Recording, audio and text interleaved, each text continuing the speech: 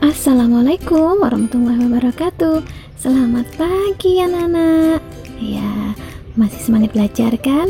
Kali ini kita akan memasuki tema 3, subtema ketiga, pembelajaran ke-1. Ayo kita mulai. Anak-anak, kita sudah mempelajari tokoh-tokoh dunia dengan penemuannya. Lalu, sikap-sikap seperti apakah yang harus dimiliki untuk menjadi seorang penemu ya? Ayo kita belajar dari Pak Habibie anak-anak. Disiplin dan kerja keras awal dari sebuah inovasi yang cemerlang. Profesor Dr. Insinyur Baharudin Yusuf Habibie adalah Presiden ketiga RI yang menjadi kebanggaan bangsa Indonesia. Beliau dilahirkan di Parepare, Sulawesi Selatan tanggal 25 Juni 1936. Masa kecil. Nah, ini masa kecilnya Pak Habibie ya. Masa kecil Habibie dilalui di Parepare. Sikap hidup disiplin dan kerja keras telah ditunjukkan Habibie sejak kanak-kanak. Ia memiliki semangat tinggi pada ilmu pengetahuan dan teknologi.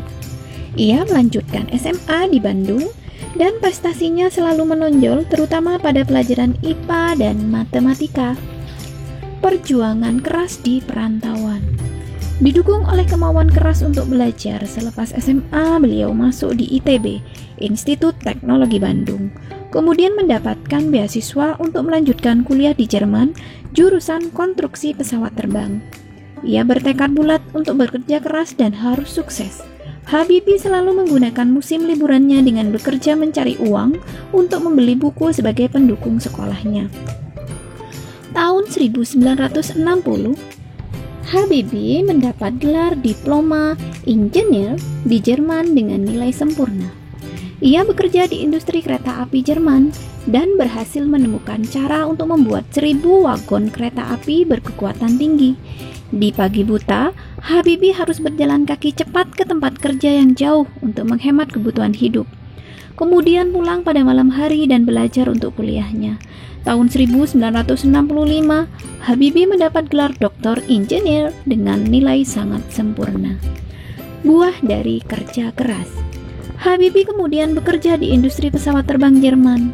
Karena sikap disiplin dan kerja keras, karirnya terus naik hingga dipercaya menjadi Vice President sekaligus Direktur dan Penasehat Senior bidang teknologi. Ia menjadi satu-satunya orang Asia yang berhasil menduduki jabatan bergengsi di perusahaan pesawat terbang Jerman. Kecintaan pada tanah air. Tahun 1968, Habibie mengundang 40 insinyur Indonesia untuk bekerja di Jerman guna mempersiapkan keterampilan dan pengalaman mereka dalam membuat produk industri dirgantara, maritim, dan darat di tanah air. Tahun 1974, Habibie diminta pulang ke tanah air dan menjadi penasihat pemerintah di bidang teknologi pesawat terbang. Ia menjadi Menteri Negara Riset dan Teknologi hingga menjadi Wakil Presiden dan Presiden RI ketiga. Prestasi cemerlang buah dari disiplin dan kerja keras. Habibie menyumbang berbagai penemuan dan sejumlah teori di bidang konstruksi pesawat terbang, seperti Habibie Factor, Habibie Theorem, dan Habibie Method, yang dipakai oleh universitas di seluruh dunia. Ia dijuluki sebagai Mr. Crack karena menemukan rumus untuk menghitung cacat badan pesawat terbang. Ia juga menerima banyak penghargaan dan prestasinya diakui berbagai lembaga internasional seperti di Jerman, Inggris, Swedia, Prancis, dan Amerika Serikat, serta menerima penghargaan yang hampir setara dengan hadiah Nobel. Habibie, Bapak Teknologi Indonesia. Tahun 1976, Habibie mendirikan industri pesawat terbang pertama di kawasan Asia Tenggara, yaitu PT Nurtonio dan industri strategis lainnya. Industri binaannya berhasil memproduksi pesawat terbang, helikopter, senjata amunisi, kapal, tank, panser, water cannon, kendaraan RPPM, kendaraan tempur, dan masih banyak lagi, baik untuk keperluan sipil maupun militer. Di tingkat dunia, Habibie terlibat dalam berbagai proyek desain dan konstruksi pesawat terbang seperti Fokker, pesawat angkut militer, jet eksekutif, Airbus, pesawat angkut dengan teknologi mendarat dan lepas landas secara vertikal, CN-235 dan CN-250. Selain itu, Habibie secara tidak langsung ikut terlibat dalam proyek perhitungan dan desain helikopter, pesawat tempur multifungsi, beberapa peluru kendali, dan satelit di tingkat dunia. Nah, anak-anak, ternyata negara kita Indonesia memiliki penemu yang sangat-sangat bagus penemuannya dan kecintaannya juga terhadap Indonesia. Dia menghasilkan sebuah karya yang sangat-sangat bermanfaat. Nah, anak-anak, berdasarkan bacaan tentang Pak Habibie, mari kita jawab pertanyaan berikut. Apa topik masalah dari teks tersebut, anak-anak? Nah, topiknya adalah biografi Profesor Dr. Insinyur Baharudin Yusuf Habibie. Kemudian, apakah teks tersebut adalah jenis teks eksplanasi ilmiah?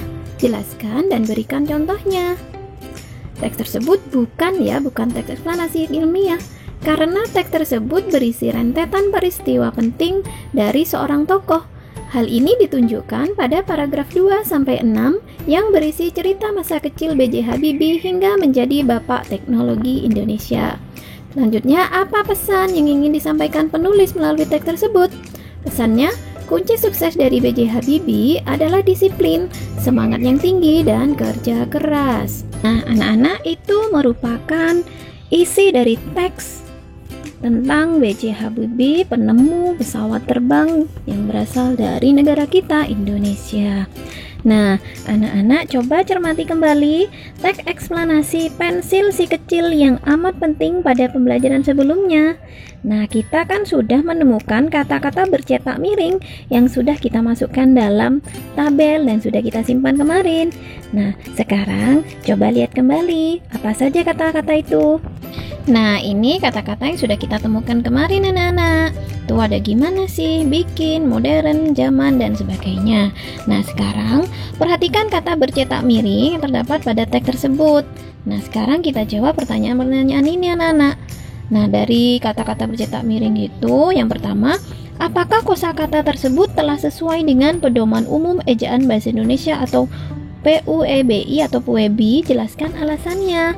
Kemudian, di mana dan kapan biasanya kamu menemukan penggunaan kosakata tersebut? Ketiga, kapan saat-saat kita dapat menggunakan kosakata tersebut dan saat kapan kita sebaiknya tidak menggunakan kata-kata tersebut? Jelaskan alasannya. Nah, penjelasannya sebagai berikut, anak-anak.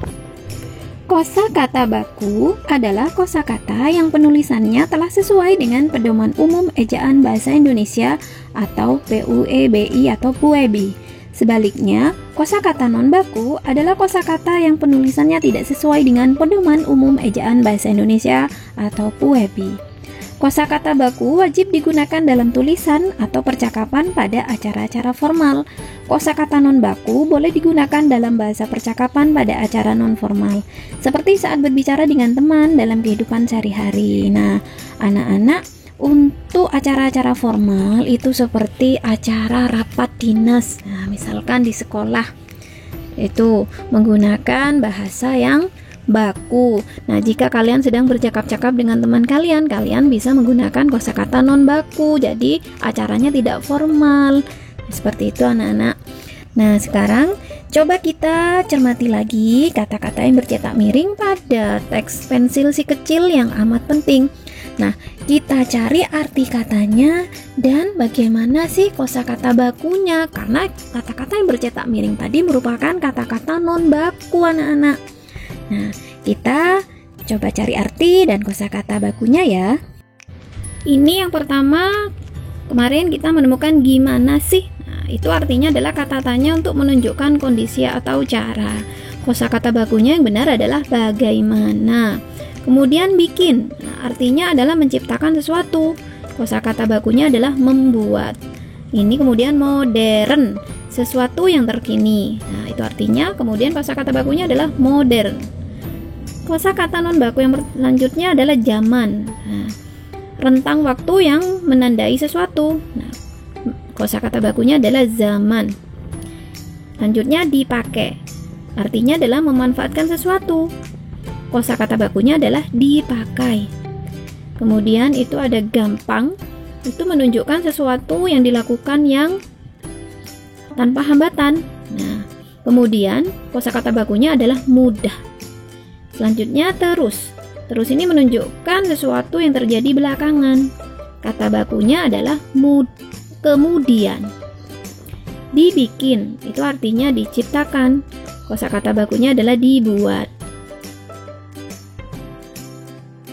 Selanjutnya ngembangkan, artinya adalah meningkatkan kualitas. Kosakata bakunya mengembangkan. Kemudian buat, itu artinya menunjukkan tujuan. Kosakatanya adalah untuk. Selanjutnya hancurkan, artinya adalah dari kondisi utuh menjadi bagian yang lebih kecil. Kosakata bakunya adalah menghancurkan. Selanjutnya sama, arti katanya adalah menyatakan suatu hal bersama hal yang lain. Nah, kosakata bakunya adalah dengan. Banget, nah itu artinya lebih dari yang biasanya.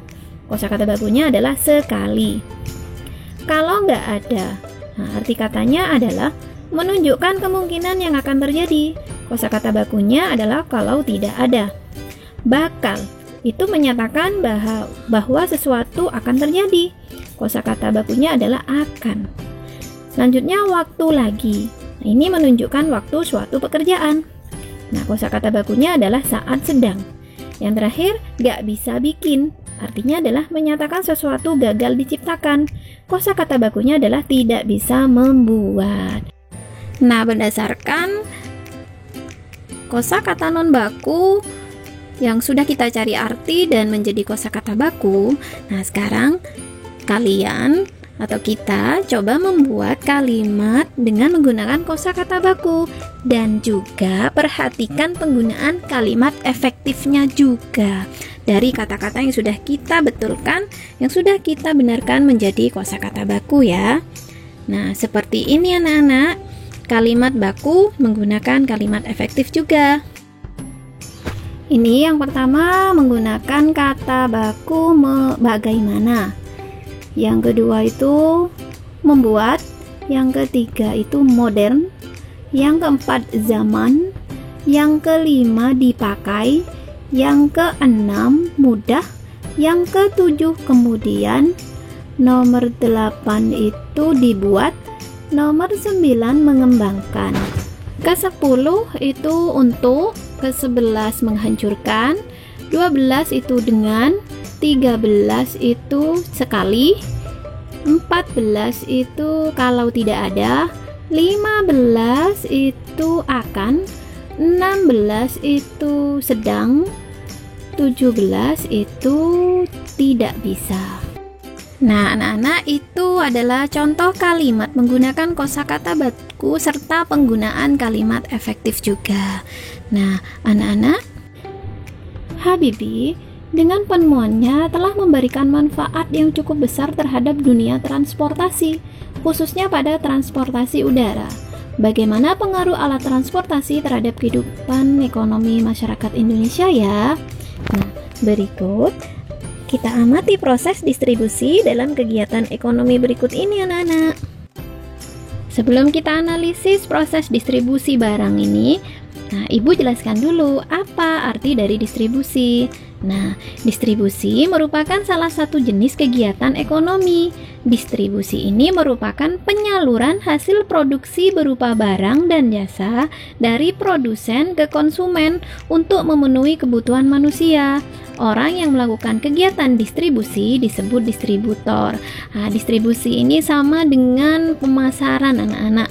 Nah, memasarkan, menyalurkan barang-barang yang diproduksi seperti itu oleh produsen sehingga sampai ke konsumen. Nah, setelah tahu arti distribusi, mari kita analisis proses distribusi berikut. Nah, misalkan di sini ada sebuah pabrik ya. Pabrik itu sedang memproduksi atau membuat barang. Contohnya misalkan sepatu ya.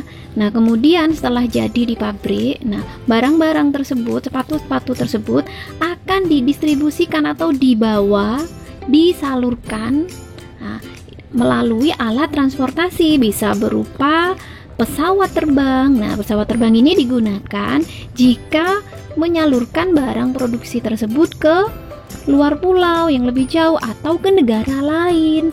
Nah, Kemudian juga bisa menggunakan mobil, truk, mobil box seperti ini. Nah, setelah sampai ke daerah tujuan, kemudian barang tersebut disimpan di dalam gudang. Nah, gudang distribusi itu ya. Nah, setelah nyampe di situ, distributor kemudian menyalurkan lagi ke supermarket ya, atau ke grosir, ke agen. Nah, kemudian setelah itu barulah akan disalurkan kepada penjual. Nah, disinilah penjual tersebut menjual barang produksi tadi kepada konsumen. Nah, konsumen itu siapa? Konsumen itu adalah yang menggunakan, yang memakai barang produksi tersebut, anak-anak.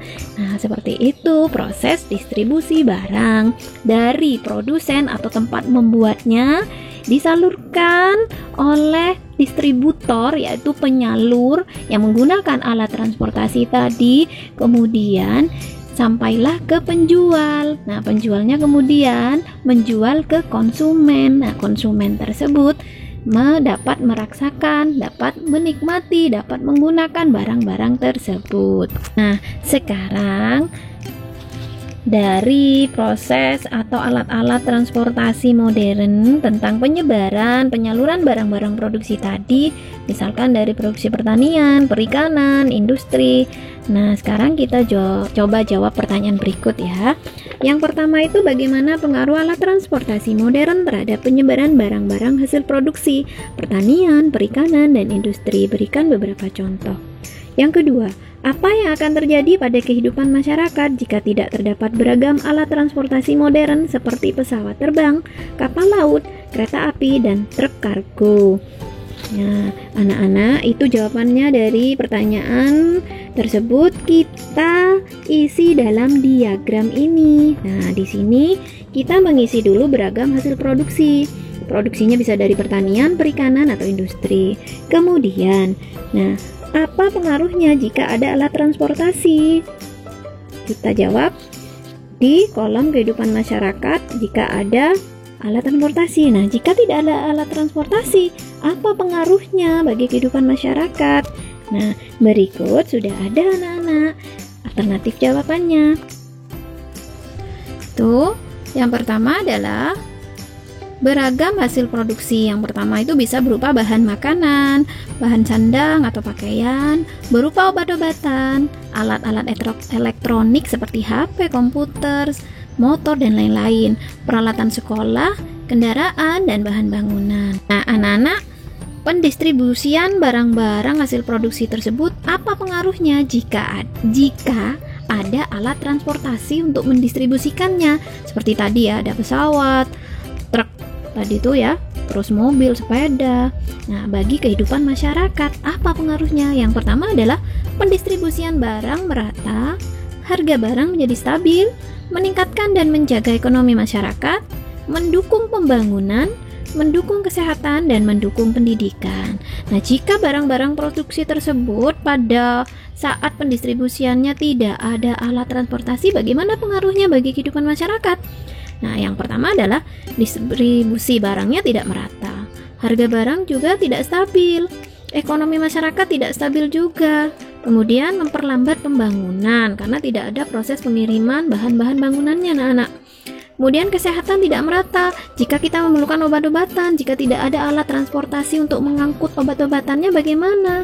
Nah, kemudian pendidikan juga tidak merata, sama halnya untuk peralatan pendidikan, anak-anak. Jadi kurang maksimal. Misalkan pengiriman bukunya tidak ada penyalurannya. Nah, seperti itu. Nah, berdasarkan hasil-hasil distribusi kepada masyarakat melalui alat-alat transportasi berupa pesawat, sepeda, mobil, ya, truk kargo. Nah, kalian amati kehidupan ekonomi di lingkungan sekitar kalian, anak-anak. Buat cerita proses perjalanan satu benda yang dijual di lingkungan sekitar rumah kamu. Di sekitar sekolah juga boleh, yaitu dari benda tersebut dihasilkan, disebarkan hingga sampai pada dirimu. Nah, seperti tadi, proses awal dari pabriknya, kemudian disalurkannya menggunakan apa, nyampainya ke kamu atau ke konsumen yang menggunakan tuh seperti apa. Nah, ceritamu dapat dalam bentuk tulisan atau gambar. Jika kalian punya gambar-gambar, lebih bagus ya cerita kalian jadi cerita bergambar. Kemudian buatlah dengan jelas, rapi, dan menarik. Kamu dapat memajang hasil karyamu di kelas.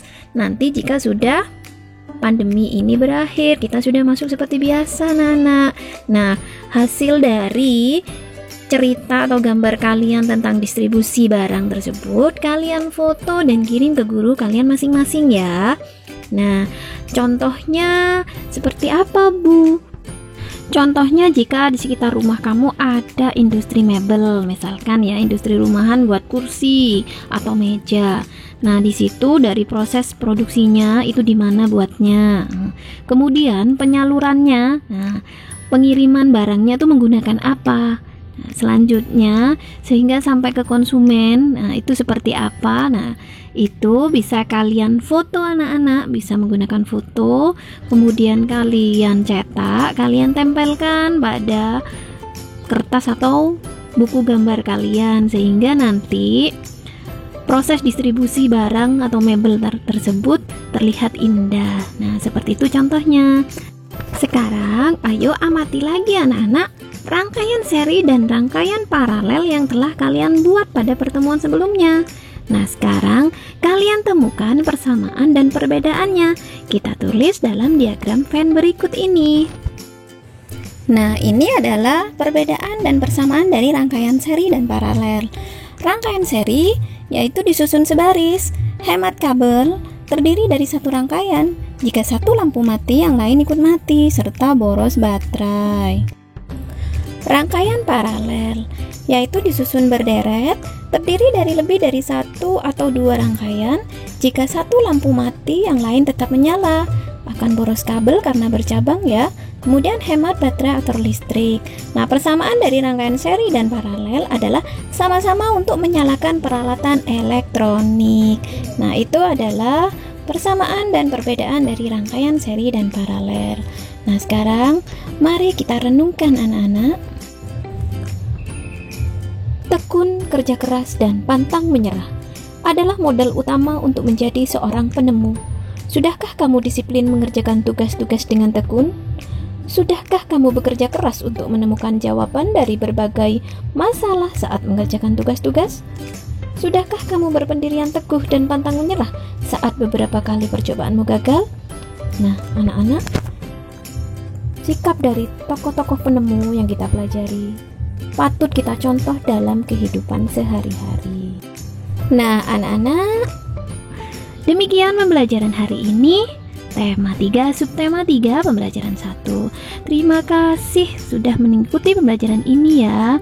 Mohon maaf jika ada penjelasan Bu Mami yang kurang berkenan dan kurang tepat. Jangan lupa kalian subscribe dan hidupkan notifikasi loncengnya ya, agar kalian bisa mengikuti pembelajaran selanjutnya. Sampai jumpa pada pembelajaran 2 anak-anak. Terima kasih. Wassalamualaikum warahmatullahi wabarakatuh.